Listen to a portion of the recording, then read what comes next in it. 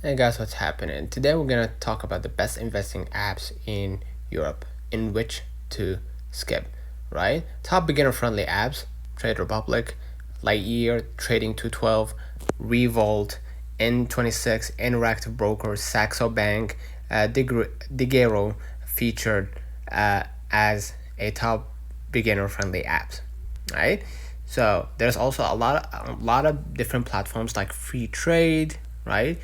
Low minimums, Robo Advisor, Simplicity, UK, ICAs, right? You have Money Week, right? Like Trading 212, Free Trade for good for fee conscious, Interactive Investor for big account. So if you are fee savvy DIY, Trading to 212, Free Trade, and Digero, right? Best for low cost trade and flexibility, right? Watch Forex and account, fees.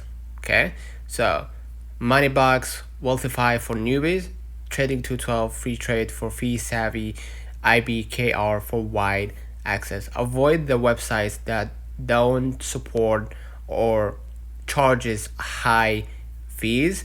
Those usually are scams, and make sure that they have the licenses or the regulation in their country. So if it's a UK based, make sure it's regulated based on UK policy and so forth. So let me know in the comments if this video helped you.